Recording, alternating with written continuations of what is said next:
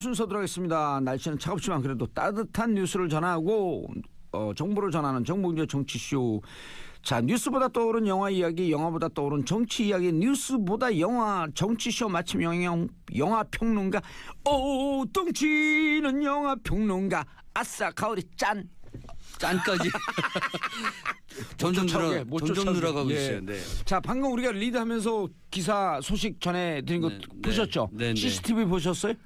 못 봤죠? 네, 봤어요? 저 기사는 봤어요. 예. 네. 그 학생들이 전농중학교 1학년, 2학년 학생이었어요. 네. 중학생 1학년. 예, 전농중학교. 네. 전농동 로타리에 있는. 아하. 네. 예. 어딘지 압니다. 그래서 제가 이런 게 그 예지감이 있는 거예요. 네. 대학교 그 2학년 때 80년대. 네. 그때 이제 전두환 군사 독재 정권이 들어오면서 휴교령을 때려갖고 네. 대학을 한 4, 5개월 안 그렇죠. 가요. 네네. 그럴 때 제가 전농동 로타리에다가 사설 학원을 차려요. 아. 대학교 2학년 신분으로서. 그렇게 빠른 그런 거 나이에, 다친 대로 다 해요. 네. 저는 영어 가르치고 수학하는 애 해갖고 둘이서 학원을 차리는데 네. 그때 제가 가르쳤던 중학교 학생들이 전농중학교 학생들이에요. 네. 저한테 배운 40년 전통이 이런 훌륭한 인물을 만들어내는 거예요. 어떻게든 연결시키시는군요. 그때 우리 학원에 다니던 여학생이 맹장염에 걸려서 네. 그래서 제가 병원에 위문 간 기억이 있어요. 네. 그 여학생은 지금 잘 살고 있겠죠. 50이 넘어서 이제. 그 아들 아닐까요? 그럴 수가 있겠네. 네. 오. 계속 거기서 살았다면. 예. 네. 이제 영화를 만드는 거예요, 우리가. 네. 자, 제가 어제 보려고 다 못 봤던 네. 영화 강철비. 강철비. 네. 예. 지금 뭐 강철비, 신과 함께 그리고 1987 영화는 쏟아져요. 네, 스타워즈까지 예. 큰 작품들이 지금 연말에 대결 벌이고 있고요. 지금 1987이 또 이제 순차적으로 공개가 됐어요. 아직 예. 개봉은 안 됐습니다만 먼저 강철비가 개봉이 됐고요. 우리 친구가 네. 40년 동안 영화를 안 보다가 네. 강철비를 보러 갔어요. 개봉하는 날. 그 친구가 40년 중이거든요. 동안 중. 네. 이름이 강철중이에요. 그러니까 그 공공의 적의 저 검사 이름이 강철중, 형사 이름이 강철중이에요. 예, 근데 네. 진짜 강철중이에요. 영화 보러 갔다고 연락이 네. 왔어요. 강철비 자기가 대단하시다. 만든 영화다. 맨날 스님이라고 부르 다니자게 강철중. 네. 어쨌든 지금 그 개봉해서 관객몰이를 하고 있고 화제를 모으고 있습니다. 화제를 네. 모으고 있어요. 네. 전 며칠 전에 꾼도 봤거든요. 꾼, 네. 너무 재밌더라고요. 그 꾼은 이제 이른바 케이퍼 무비라고 해서요. 예. 네. 이렇게 여러 명이서 쉽게 말해서 작당을 해서 뭔가 이렇게. 그 사람들이 네. 저는 무슨 지식감이 드냐면 네. 그 다단계 사기당한 사람이 네. MB BBK한테 사기당한 사람들 같아요. 느낌이. 마지막에 MB를 좀 잡으러 가야 되는데 거기서도 못 잡더라고요. 그렇게 또 연결되는군요. 그 조이팔인데. 닥치고 MB예요. 닥치고 MB. 다스는 누구 겁니까? 다스는요? 네. 다 썼어요. 네. 자, 그래서 강철비 어떤 영화예요? 북한에서 쿠데타가 나요. 네. 그 사실은 이런 북한 얘기가 1호가 북한 VIP 얘기를 하는 거네요. 그렇죠. 네. 예고편 북한에서 쿠데타가 맞는데. 나는데 쿠데타가 역시 쿠데타는 군부가 일으키는 예. 거잖아요. 군부가 불만이 많았던 거죠. 지금 3대 세습 정권에서 핵미사일을 전략적으로만 활용하는 것. 예. 근데 그 군대는 사실 군부는 이것을 전술적으로 실질적인 어떤 전쟁 행위로 활용하려고 애를 썼던 쓰려고 할 거 아니겠습니까? 예. 군부니까. 10수년 동안 그것을 불만을 품고 있었던 군부가 쿠데타를 일으키고요. 북한 1호. 북한 1호가 네. 내려왔고. 아니요. 총을 맞죠. 네. 근데 이제 그때 주변에 있었던 북한의 정예 요원, 북한의 정예 요원은 거기는 뭐 무슨 총국, 뭐 정찰 총국 뭐 이렇게 많지 않습니까? 정예 요원의 그 한때 정예 요원이었는데 지금 좀 쉬고 있었던 엄초루라는 인물이 이 북한 1호를 업고 차에 싣고 어쨌든 거기 자리를 피해야 되는데 피할 데가 없잖아요.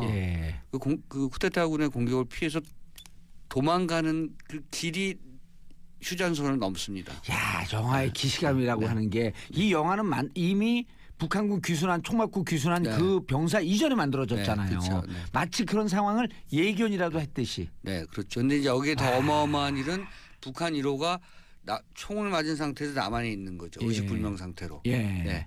그분을 수술하는 분이 이국종 교수예요? 아니 여자예요. 여의사예요. 네. 근데 이제 그 굉장히 중요하신 말씀인데 예. 그 여의사가 어찌 끝에 그 파주에 있는 한 병원에 갔다가 그것도 뭐 산부인과 갔다가 거기서 총상 치료 못 하잖아요. 또 거기도 공격을 받으니까 거기 북한에 또 그 저 난파 그 이른바 그 공비들이 난파 간첩들, 고정 간첩들. 고정 간첩이 아니라 그때 이제 그 저 뭐랄까 무장 병력들이 다시 와요. 국지전을 막 벌이나 보죠. 그러니까 이제 무서워. 그 파주에 있는 한 산부인과도 급습을 당하니까 또 거기서 또 빼서 이제는 서울 시내 쪽으로 들어오는 거죠. 그래서 이 집도를 하는 여의사의 남편이 외교안보 수석이네. 곽도원 씨가 맡은 그런 외교안보 곽도원 배우 곽도원. 이 외교안보 수석이 부인이 연락이 안 되니까 뭐 분위기는 이상하고 뭔가 좀 파주에서도 뭔가 총격전이 있었다 그리고 연락을 안 되고 그래갖고 간 거죠 병원에. 그랬다가 이제 북한 정예영과 그 북한 1호 수술대 위에 누워 있는 북한 1호를 보고 놀라는 거죠. 북한 1호는 누군지는 안 나오죠. 이게 근데 이제 헤어스타일이 나와요 옆에. 딱 봐도 이제 배하고 누워 있는 그 이 저 자태가 여기 그 이른바 이제 발강으로 쫙 밀고. 네, 요거하고 이제 배불뚝이하고. 그렇죠. 이제 그리고 이제 그 이 영화 그런 부분에서 코믹한 부분도 줬는데요. 이게 뭐 의사들이 또는 그 병원의 그 관계자들이 이렇게 누워 있는 사람을 보고 깜짝 놀라는 거죠. 이 사람은 뭐 이런 거죠. 이 사람이 왜 남아네? 뭐 이런 거니까. 어쨌든 매우 이거는 있을 수 없는 사건처럼 생각되지만 상상만 들어도 근데 머리가 환해져요. 네, 있을 수 있는 사건이죠. 그런데 북한에 정해온 이름이 철우예요. 엄철우. 그리고 남한의 외교안보수석 이름이 곽철우예요. 그러니까 이름이 같아요. 이게 강철비잖아요. 비가 우잖아요. 철우 뭐 그렇게 연결되기도 하는데. 강철비가 무슨 무기 이름? 무기 이름인데 이제 거긴 또 그 철우라는 주인공 이름하고 그러니까 이중적으로 쓰였어요. 이게 무기. 철우를 2명 만든 것도 약간 정치적 함의가 있는 것 같은 게 그러니까 쌍철우 아니에요. 쌍철우가 요즘 그 중국이 주장하는 게 쌍중단이거든. 네네. 거기서 나온 게 아니까 쌍철우는 그보다는 다르지만 같다. 한민족이다. 형제다. 한민족이다. 요거 약간 좀 진부하지만 그렇게 엮었어요. 근데 또 괜찮아요. 나중에 보면 굉장히 그 형제 같은 게 느껴져요. 정말 저는 이 영화의 가장 좋은 건 그 따뜻한 형제를 보여줬다는 측면. 의형제라고 하는 영화도 있었잖아요. 옛날에 고정간첩으로 난파된. 거기는 좀 더 액션 활극이 강했다면 이거는 정말 어찌할 수 없는 상황에서 둘이서 역할을 나눠야 되는 거예요. 지금 한반도 전쟁 터지기 직전이에요. 왜냐하면 남한은 정권 교체기거든요. 그래서 보수적인 대통령에서 개혁적인 대통령으로 가는데 며칠 남았어요. 지금 정권 인수기예요. 요때 지금 북한 1호가 지금 와 있는 거예요. 그리고 이제 저쪽엔 쿠데타 났죠. 이 북한 1호의 생사가 북한 쿠데타의 성공 여부를 결정지어요. 만약에 북한 1호가 여기서 사망을 하면 쿠데타는 성공한 거고 사망하지 않으면 쿠데타는 실패한 거죠. 그러니까 굉장히 민감한 사안이고 그럴 때 이제 그 전임 대통령 이제 정권을 이양하는 대통령은 자기가 마지막 자녀 임기 동안에 북한을 선제 타격하겠다. 미국하고 얘기를 해서 그런 거죠. 그런데 이제 정권을 받으려고 하는 대통령은 한반도에서는 다시는 전쟁이 일어나면 안 된다. 이제 이게 남과 북과 또 미국과 또 이제 그러니까 그 남한 주재 중국 그 관계자가 나오죠. 중국 대사 관계자가 나오고 거기 한국 전문가죠. 남북 전문가. 그러니까 중국, 일본 다 엮여져 있어요. 그러니까 이 영화를 보면 지금의 핵미사일 위기를 그대로 드러낸 작품이고요. 이 저 강철비가 방사포잖아요. 방사포. 북한이 영화 속에서 나오는 거는 북한 군부가 오랫동안 계획했던 것은 미사일을 쏴서 대전을 초토화시키고 그러면 이제 이쪽 아래쪽이 초토화된 상태에서 재래식 그 전투로 밀고 내려와서 서울을 포위하고 서울을 인질로 삼고 그것을 거점으로 미국과 협상한다는 거예요. 그건 전략이에요 이미. 그러니까 북한의 군부 전략이잖아요. 그런데 그러려면 이제 그동안 개발했던 핵미사일을 써야 된다 이런 건데 이제 예를 들면 북한 군부의 불만은 김정일부터 김정은까지 현 국방위원장까지 그 핵미사일을 전략적 무기로만 활용할 뿐이지 그것을 실질적인 전술적 무기로 활용하지 않고 있다. 뭐 예. 이런 거죠. 그러니까 사실은 다 개연성이 있어요. 야, 그러네요. 강철비의 얘기가 지금 한반도에서 벌어지는 여러 얘기의 그 가능성들을 다 염두에 두고 시나리오를 짠 거고요. 거기에 우연히 두 남자가 만나는 거죠. 두 남자는 사실 나름 전문가잖아요. 두 남자가 어떻게 행동하느냐에 따라서 확전으로 그러니까 이게 확전으로 전쟁이 불붙느냐 예. 아니면 여기서 봉합을 하느냐 분단은 과연 어떠한 방식으로 정리가 돼야 되느냐 뭐 거기서 이런 대사가 나오는데요. 분단이라고 하는 것은 분단이 나쁜 게 아니고 자체라기보다는 분단을 이용하려는 세력이 나쁜 것이다. 맞아요. 그것은 남한이든 북한이든 똑같다. 뭐 이런 얘기가 나오는. 아니 그건 미중일소도 똑같죠. 미중일러. 네. 예. 그리고 이제 그 이른바 선제 타격론이라고 하는 것이 지금 최근에 예. 뭐 우리 사회에서도 굉장히 화두가 됐었던 그런 부분이기 때문에 이 영화를 보시면서 선제 타격을 했을 경우 선제 타격이라고 하는 것이 한반도와 우리 민족에게 추후 어떤 영향을 미칠 것인가 이런 부분에 대해서 정말로 생각하게 만드는 것 같아요. 예. 만약에 이제 그냥 민족의 공멸 아니에요?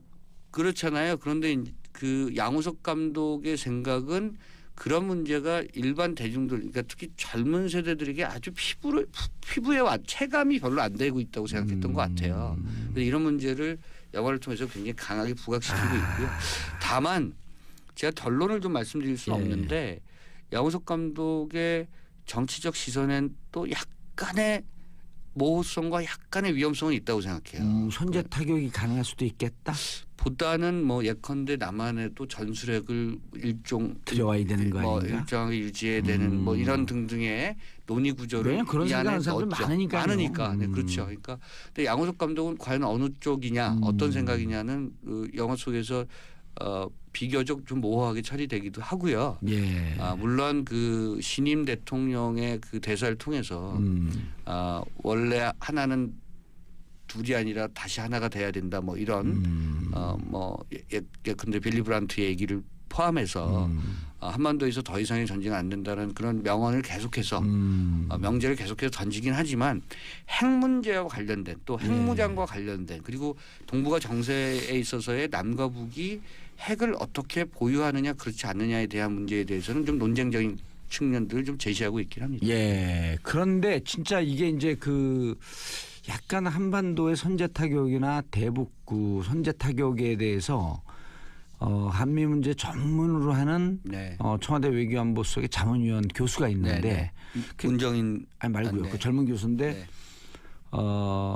미국에서 이제 갔다가 뭐 조셉 윤이나 이런 그 한반도 이제 대화파들 네. 이런 분들 만나고 와갖고 기자들하고 식사하면서 브리핑할 때 선제 타격은 심지어는 아주 극단적으로 네. 트럼프가 오달 때려도 미국을 살 수 없습니다. 아하. 라고 그런 기자들 젊은 기자들이 네. 선제 타격 안 해요? 네.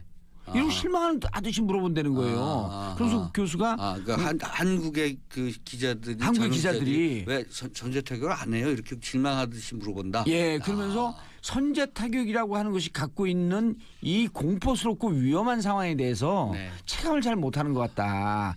그래서 양우석 감독이 강철비를 만든 것 같다 이렇게. 네, 그렇죠, 맞습니다. 그건 뒤는 제 얘기고. 네. 아니 정확하게 보셨어요. 예. 250만쯤 한 번에 250만 명이 한 번에 사망할 수 있는 거 아니겠습니까? 250만 명으로 끝이는 게 아니고요. 한반도는 다시는 만약에 이게 핵전쟁까지 가면 50년에서 200년 동안 한반도는 사람이 살 수 없는 땅이 되는 거예요. 아마 그리고 그 전쟁 후에 복구 비용이 영화 속에서 나오는데 9조 달러인가 뭐 어마어마한 불가능해요. 어마어마한 200년 동안 비용이기 못 산다니까요. 때문에. 대한민국이라고 하는 흔적은 또 그 한반도, 북한, 대한민국 흔적이 다 없어지는 거예요. 근데 저는 정말 이해할 수 없는 게요.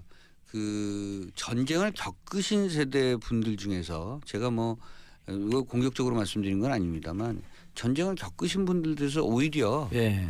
선제 타격이 된다. 호전적이신 분들이 많은 것 같아요. 그때 당시에 재래식 전쟁을 생각하는 것 네. 같아요. 밀고 당기는. 예.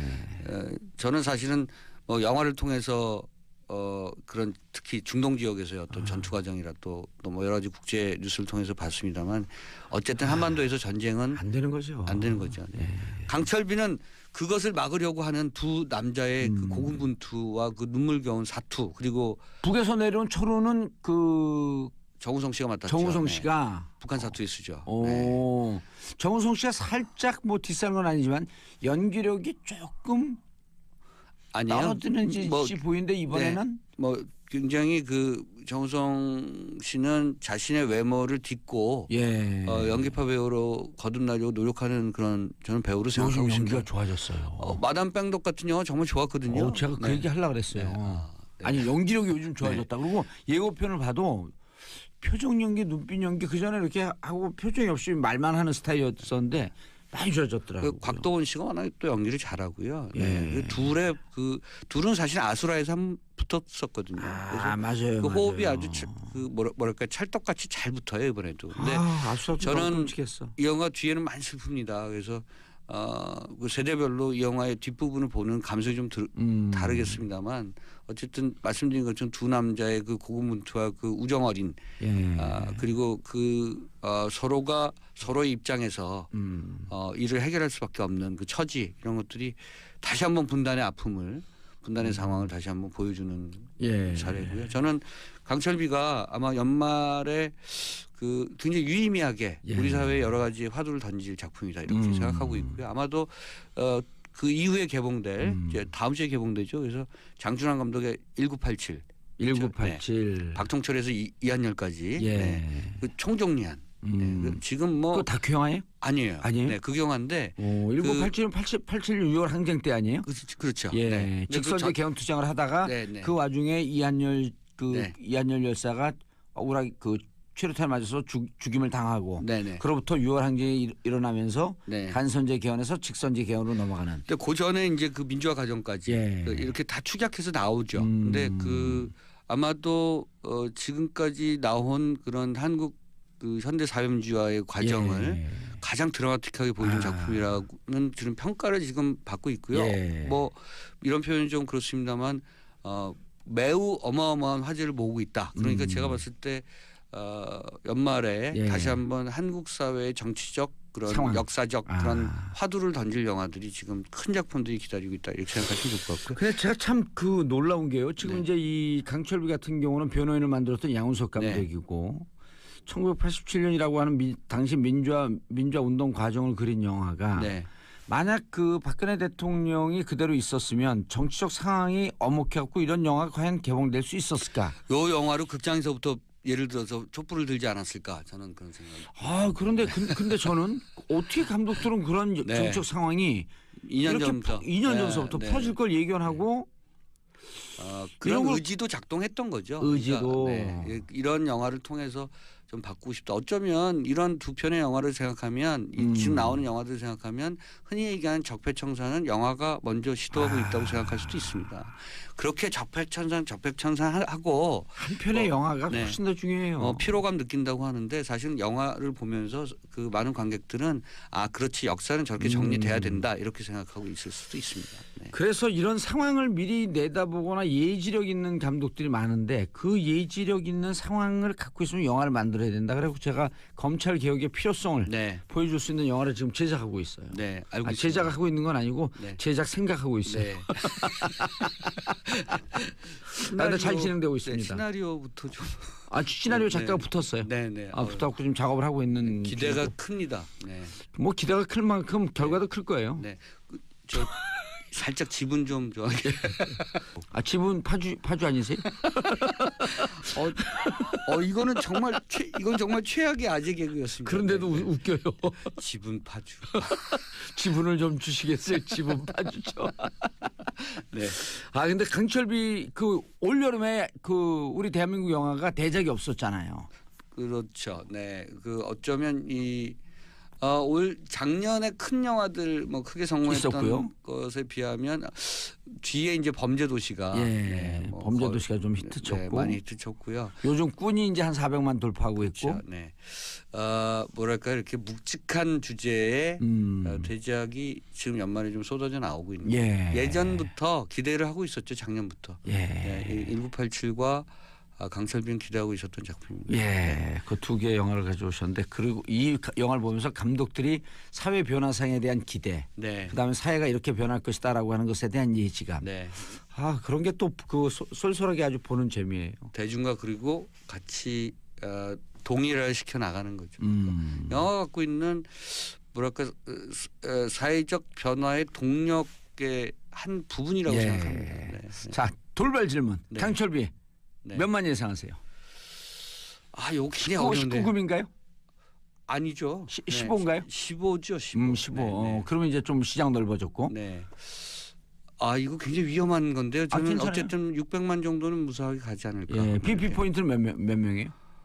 그거는 그 정도 선이 그 아래 선을 그 아래 선이겠고요. 뭐 예를 들면 1987은 신과 함께 같은 작품은 400억을 들였거든요. 두 편을 만들었습니다 한꺼번에. 그래서 편당 200억 정도 들인 작품은 이제 BP 구조가 굉장히 높죠. 신과 함께는 그 1987도 사실은 신과 함께 같은 그런 그 물량 구조는 아니고요. 신과 함께 같은 경우는 편당 그러면 600만이 넘어서야 되는 건데요. 그렇죠. 일단 손익분 기점이 600에서 650만이죠. 제가 몇 번 말씀드립니다만 잠실 야구 경기장에 2만 7천 명 들어가거든요. 270만 명이 모인다 그러면 야구 경기장이 100개가 있어야 된다는 얘기입니다. 그렇게 생각하시면 한 영화가 뭐 7, 800만 명을 모은다는 것은 대단히 많은 관객들을 모은다는 얘기입니다. 알겠습니다. 인사하시고요. 네, 다음 주에 뵙겠습니다. 자, 주다스 프리스트가 부릅니다. You got another thing coming. 자, 여기서 another thing은 바로 정치쇼 2부가 온다는 얘기죠. 또 다른 일이 오고 있습니다. 채널 고정하소서. 오늘 정치쇼 토요일 2부 순서 들어가겠습니다. 과학과 정치의 콜라보, 과학이 정치를 만났을 때 강원도 양구에서 오시지 않은 과학 전문 기자 광양구 기자 자리하셨습니다. 네, 강양구입니다. 반갑습니다. 자, 오늘은 어떤 이야기 해볼까요? 네, 오늘은 요즘에 가상화폐, 암호화폐, 우리 하도 많이 했어. 비트코인 이런 얘기들이 너무너무 유행이고 또 많이들 관심을 가지시잖아요. 그래서 이제 사실 이 시간에 제가 그 도대체 가상화폐, 암호화폐, 비트코인이 무엇인지를 한번 짚은 적이 있었어요. 한번 짚은 적이 있어요. 그게 4, 5개월 됐어요. 네, 4, 5개월 정도 됐는데 이제 그 사이에 또 이제 여러 가지 많은 일들이 있었는데 어마어마한 사건이 터졌죠. 그런데 제가 이제 요즘에 이제 그 이런저런 상황을 보면서 그냥 처음부터 뭐 암호화폐, 가상화폐, 비트코인 이야기를 했던 사람으로서 약간 불만이 있어요. 왜요? 왜냐하면 너무 이 가상화폐, 암호화폐, 비트코인 등등에만 관심이 쏠리다 보니까 원천 기술. 네, 정작 이제 그 이면에 있는 그것을 가능하게 하는 블록체인 기술. 네, 블록체인 기술에 그게 진짜 대해서는 뭔지 모르겠어요. 네, 사람들이 일단 개념도 잡기를 좀 어려워하시는 것 같고, 그리고 또 사실은 그 블록체인 기술이 굉장히 여러 가지로 쓰일 수 있는 가능성이 많거든요. 그래서 그 최근에 이제 정부가 안을 발표를 했잖아요. 근데 규제 안에서도 정부도 그런 걸 의식해서 가상화폐는 규제를 하지만은 블록체인 기술은 계속 선도 육성하겠다라는 얘기를 하고 있거든요. 그 얘기를 했어요? 네, 그 얘기를 했어요. 그 블록체인 기술을 선도 육성하고 또 블록체인 기술로 개발하는 쪽도 가고. 그러니까 약간 좀 어떻게 보면 좀 앞뒤가 안 맞는 건데. 사람들이 잘 이해를 못하겠다. 앞뒤가 안 맞는 건데 그러니까 블록체인 기술이 가능하게 한 가상화폐는 규제를 하면서 종작 또 그 기술은 원천 기술은 또 육성을 하겠다라는 게 도대체 무슨 얘기인지. 다니면서 특강을 좀 하셔야겠어요, 강영구 기자님이. 네, 그래서 이제 오늘 어쨌든 간에 이 과학이 정치를 만났을 때 시간에는 도대체 그 블록체인 기술이 무엇인지를 이 애청자 여러분들이 머리에 쏙쏙쏙 박히도록 제가 한번 설명을 해보려고 준비를 해왔습니다. 저도 궁금해갖고 한번 이거 물어보려고 했는데 우리 PD가 잘했어요. 블록체인 기술 너무너무 궁금해. 네, 우리 작가님들이 잘하셨어요. 자, 블록체인 기술은 연주 작가가 잘했어요. 말씀 좀 할까요? 이 블록체인 기술은 이런 식으로 비유를 하면 됩니다. 그러니까 90년대 중반에 인터넷이 나왔을 때 사람들이 약간 막막했어요. 정말 그때 인터넷 이해 못했어요. 네, 인터넷 이해가 안 됐죠. 근데 예. 어쨌든 지금 저희가 그냥 거의 인터넷을 공기처럼 사용을 하고 있잖아요. 그런데 인터넷을 통해서는 정보가 교류가 됩니다. 인터넷을 그렇죠. 통해서는 정보가 교류가 되죠. 우리는 인터넷을 통해서 세상에 어디에 있더라도 인터넷망만 깔려 있으면은 정보를 생산하고 그 생산한 정보를 서로 공유를 하는 게 가능하잖아요. 인터넷이라고 하는 동맥을 통해서 정보라고 하는 피가 흐르고 있다. 네, 그렇습니다. 그러니까 인터넷은 정보를 공유를 합니다. 자, 여기서 이제 개념이 들어가는데 블록체인 기술은 가치를 공유합니다. 블록체인 기술은 가치를 공유한다. 인터넷은 정보, 블록체인은 가치. 조금 어려워지려고 그러는데. 근데 이제 이 이야기를 들으시면 아마 쉽게 할 거예요. 근데 지금까지도 가치를 교환하는 여러 가지 방법이 있긴 있었어요. 예를 들자면은 우리가 부동산에서 이제 예를 들어서 뭐 집을 사고 팔거나 땅을 사고 팔 때를 생각을 해보세요. 그러면은 집을 사고 팔잖아요. 그러면 등기를 이전을 하죠. 그럼 등기를 이전하는 곳이 어디입니까? 등기소죠. 그 등기소에서 A라는 사람한테 B라는 사람으로 아파트가 넘어갔고 등기소에서 그걸 인증을 해주잖아요. 그렇죠. 그러니까 A라는 사람한테 B라는 사람으로 아파트라는 가치가 넘어갔는데 사실은 그 가치가 넘어간 것을 등기소가 인정을 해줘야 우리가 안심을 할 수 있는 거잖아요. 그렇죠. 등기 권리증이 생기는 거지. 그리고 또 마찬가지입니다. 제가 봉도사님한테 예를 들어서 100만 원을 빌려요. 그럼 봉도사님이 저한테 100만 원을 입금을 해줘요. 근데 나중에 제가 아니 당신이 언제 나한테 100만 원 입금해줬냐. 나는 받은 적이 없다라고 오리발을 내밀 수 있잖아요. 그런 순간 플라잉 니킥 날아가는 거죠. 근데 그때 봉도사님은 플라잉 니킥을 날리기 전에 바로 은행 계좌이체 내역을 입금 확인증을 은행에서 발부받아가지고 야 무슨 소리냐 내가 뭘 며칠 날 너한테 이거 입금하지 않았냐. 그러니까 봉도사님과 저 사이에 100만 원의 거래는 누가 보증을 해줍니까? 은행이요. 은행이 보증을 해주는 거죠. 이렇게 지금의 현실 사회에서는 가치가 이전될 때는 그 가치가 이전되는 것을 보증해주는 제3의 기관이 꼭 있어야 합니다. 그렇죠. 그런데 블록체인 기술은 그 제3의 기관이 필요 없어도 되는 기술이에요. 조금 이해가 갈까 말까 한다. 그러니까 이게 이 블록체인 기술의 이제 핵심적인 것인데 그렇다면 블록체인 기술은 여기서 이제 애청자분들이 그게 어떻게 가능해? 그게 어떻게 가능해? 이렇게 가능해지는 겁니다. 예를 들자면은 어떤 특정한 블록체인 기술을 기반으로 한 네트워크에 포함되어 있는 사람들이 10명이에요. 그러면 그 10명 중에서 1번 사람이랑 2번 사람이 무엇이든 가치를 거래를 합니다. 그러면 그 거래한 기록의 사본이 그 10명한테 다 나눠가지고 저장이 되는 거예요. 그러니까 거기서 가상화폐라고 하는 게 나오는구나. 가치를 거래하는데 거래하는 근데 그 가치를 거래하는데 그 가치를 거래하는 것이 돈이면은 그게 비트코인 같은 가상화폐가 되는 거고요. 그다음에 그 블록체인 기술을 다른 식으로도 활용할 수 있는 거예요. 예를 들면 그게 부동산 거래에 대한 기록이면 부동산 거래에 대한 블록체인 기술 네트워크를 도입할 수 있는 거고요. 아무것도 이제 다른 저게 필요가 없어지네요. 그러면 그 에이전시가 필요가 없어지는 거예요. 그런데 왜 그렇다면은 1번이랑 2번이 거래한 기록을 그 네트워크에 포함되어 있는 10명이 다 그 사본을 나눠 가진다는 게 의미가 있냐면은 예를 들어서 누군가가 나쁜 의도를 가지고 혹은 1번, 2번 당사자들이 거래가 되었는데도 불구하고 조작을 하려고 하거나 혹은 우리는 거래한 적 없다라고 오리발을 내밀거나 근거가 없기 때문에 에이전시가 필요했었는데 근거가 없으면 에이전시가 필요했잖아요. 그런데 예를 들어서 1번, 2번이 거래를 했는데 우리 거래한 적 없다? 혹은 100만 원 거래했는데 야 우리 1000만 원 거래했잖아 라고 누가 이제 주장을 하거나 조작을 할 가능성이 있잖아요. 그렇다면은 무슨 소리야? 나머지가 다 알고 있는데 너희 이거네요. 물물교환 시대는 예를 들었고 내 닭과 닭 10마리와 저쪽에 소 1마리하고 바꿨는데 이렇게 물건을 들고 다니니까 불편하니까 야 우리가 이것을 가치를 저장하는 돈이라고 하는 약속을 지키자. 네.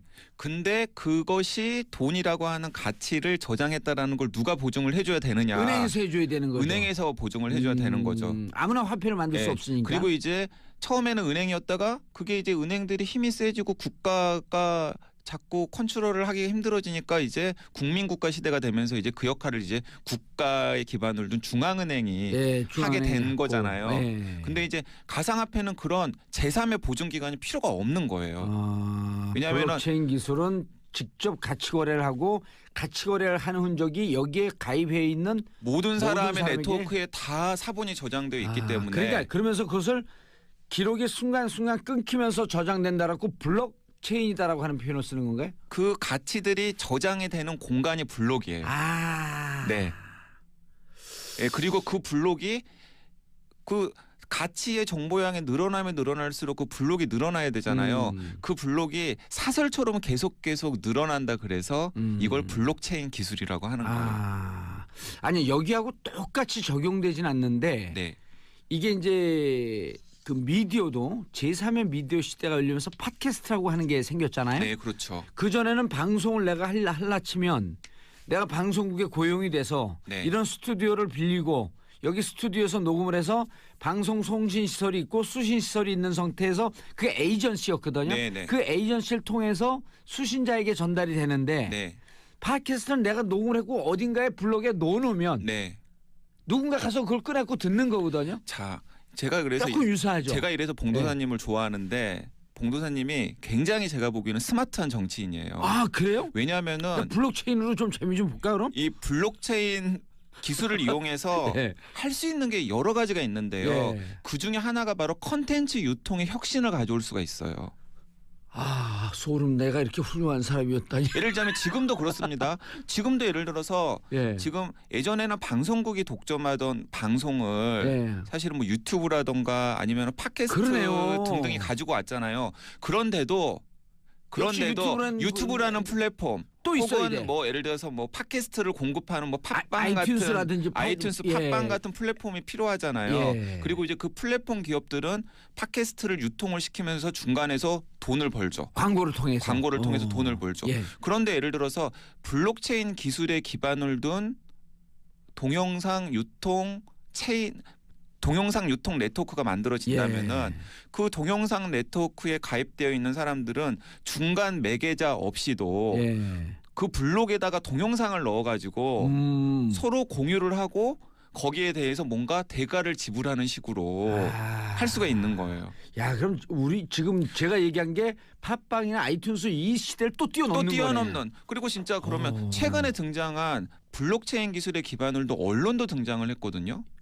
아 그래요? 그 블록에다가 동영상이 아니라 기사를 넣어놓으면 그러네요. 그 블록체인 그거 네트워크 만들어야겠는데 당장? 블록체인 네트워크에 포함되어 있는 사람들이 기사를 생산을 해서 하고 그 기사를 여럿이 공유할 수 있는 게 가능해지는 거잖아요. 그 블록만 만들면 되는 거네. 네네. 이 블록체인 기술이라는 게 인터넷은 단순하게 아까도 말씀드렸지만 정보를 유통하는 게 가능을 했다면은 근데 블록체인 기술은 거기에 덧붙여가지고 가치까지도 유통이 될 수 있게끔 하는데 기존의 가치가 유통될 때는 항상 제3의 보증기관이 필요했고 그러다 보니까 그 보증기관에게 권력이 집중이 됐잖아요. 그리고 또 그 보증기관이 여러 가지 조작이 있는지 없는지를 확인하기 위해서는 엄청난 자원을 들여야 했잖아요. 근데 이제 그런 게 없어지는 거죠. 이제 상상의 나래를 더 펼쳐보면은 여러 가지가 가능한데 아까 제가 처음에 예를 들 때 땅이나 아파트, 집을 거래할 때 블록체인 기술을 응용할 수 있다라는 그랬죠. 단서를 제시했잖아요. 실제로 지금 등기소를 없애고 개인과 개인 사이의 부동산 거래에 블록체인 기술을 적용하려고 하는 움직임들이 세계 곳곳에 시도가 되고 있어요. 그리고 그렇게 완전히 가기 전 단계로 그러면 우리가 여기서 합의하는 거래의 수단을 가상화폐라고 하는 블록체인 기술에 근거한 것을 만들자. 그게 비트코인? 맞습니다. 오호. 그럼 그게 그걸 이제 단순하게 이제 화폐를 그럼 거기다가 적용을 해보는 게 이제 처음에 얼른 생각해 같이 하면은 돈이잖아요. 그러니까 거기에 돈을 적용해 볼까라고 해서 만들어진 게 비트코인이에요. 근데 거기에 돈 대신에 방금 말씀드렸듯이 개인이 제작한 동영상, 개인이 제작한 기사 혹은 부동산 거래 기록, 심지어는 투표. 우리가 예를 들어서 선거에서 예를 들어서 문재인 대통령을 지지하려고 한 표를 던지는 행위는 나의 소중한 표를 문재인 대통령 가치를 주는 거잖아요. 예. 그렇다면은 블록체인 기술에 기반을 둔 투표 시스템을 만든다고 생각을 해보세요. 좀 어려워졌는데. 블록체인 기술, 그러니까 모두가 핸드폰을 가지고 있고 예. 그 핸드폰에 투표 블록체인 네트워크에 다 가입돼 있다라고 생각을 해보세요. 그러면은 선거관리위원회가 필요해요, 필요하지 않아요? 필요 없네. 필요 없어요. 블록에다가 자기가 신호를 주면 되는 거죠. 예. 아, 나는 문재인, 나는 안철수, 나는 홍준표 이런 식으로 신호를 주면은 그 본인 인증은 요즘 그 안면 인식도 있고 홍채 인식이 있고 네. 지문 인식이 있으니까 그리고 인식을 또- 한 다음에 예, 인식을 한 다음에 신호만 주면은 신호를 준과 동시에 결과적으로 모두가 다 그거 그리고 제가 말씀드렸잖아요. 사본이 모두가 다 저장이 되기 때문에 조작도 안 돼. 나쁜 의도를 가진 사람 조작도 못 해요. 비밀 투표는 깨지는 거죠. 비밀 투표도 가능하죠. 아니 왜냐면 내가 투표하면서 앞에서 보여주는 거예요. 강행구 기자한테 나 이 사람 찍었어?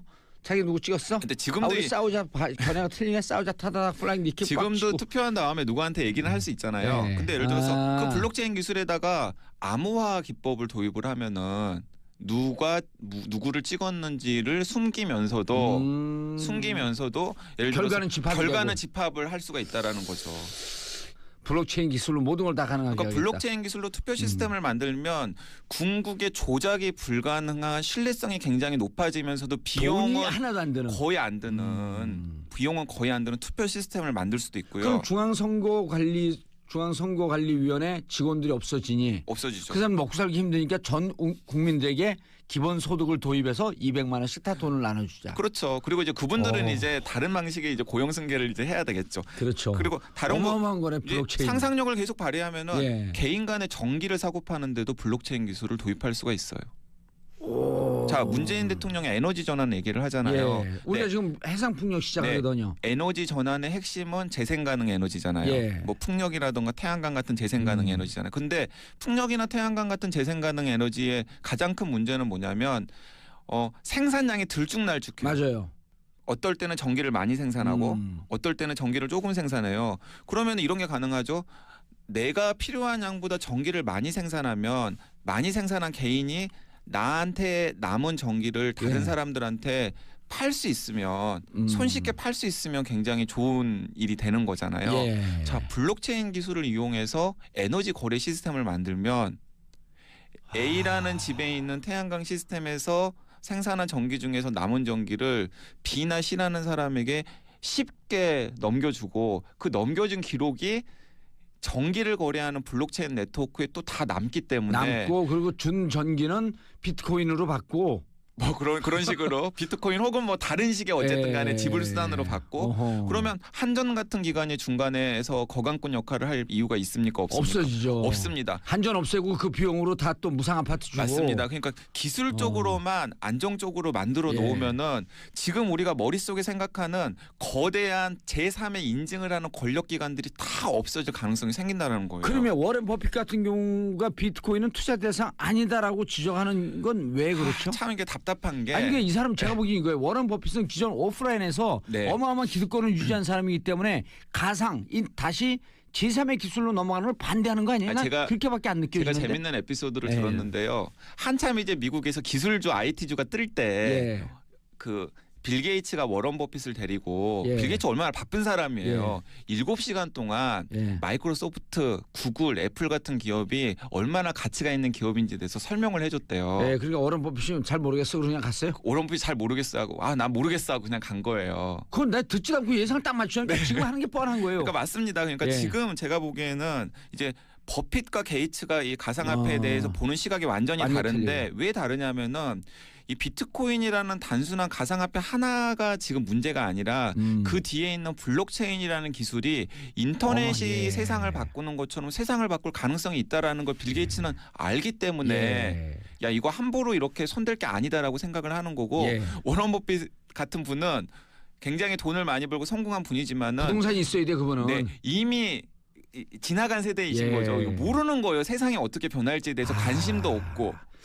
그래서 그분이 그런 얘기를 하더라고요. 오정근 그 뭐 ICT 융합 어쩌고저쩌고 하는 그 교수님이 20대 10대, 20대 이분들이 블록체인 기술로 앞으로 세상을 살아가는데 네. 기성세대요. 이들의 앞날에 고춧가루 뿌리지 마라. 그런 맞습니다. 네. 그러니까 저는 모르면 이제 가만히 있어라 그냥. 저는 이제 최근에 뭐 비트코인을 비롯한 여러 가상화폐들이 이제 예. 버블이 생겨서 많은 사람들이 걱정을 하잖아요. 근데 걱정하는 건 오케이. 오케이. 예, 그리고 지금 문재인 정부가 규제하는 거 오케이. 규제하는 것도 오케이. 하지만은 블록체인 기술이 세상을 아. 지금과는 굉장히 다른 방식으로 바꿀 수 있고 예. 그 바꾸는 방식이 기존의 기득권이나 권력을 가지고 있었던 기관의 힘을 분산시키는. 자기 걸 뺏어가니까. 네. 문제는 뭐냐면 진짜 우리나라의 관료들도 그렇고 예. 그리고 제가 이번에 규제 대책을 보면서 느꼈던 게 관료들도 그렇고 잘 이해 못해요. 국회의원들도 그렇고 예. 이해도 못하실 뿐만 아니라 이해하려고 별로 이렇게 노력하지 노력도 안 않아요. 하시는 것 같아요. 저만큼 저 노력하는 거 10분의 1만 노력하면 돼요. 근데 그래서는 안 된다라는 알겠습니다. 거죠. 네. 자 마지막으로 블록체인 기술과 가상화폐 전체 블록체인 기술이 우주라고 하면 가상화폐는 그중에 하나의 점, 지구쯤 되는 거죠. 지구도 안 되는 거죠. 점. 그러니까 가상화폐는 그중에 일부인데 이것이 마치 블록체인 전체인 것냥 네. 착각하지 마라. 네. 그러니까 항상 거품은 있잖아요. 예. 항상 거품은 있잖아요. 거품은 또 다른 평지로 나가기 위한 과정이죠. 네, 그 차유찬 선생님이 이런 멋진 표현을 했거든요.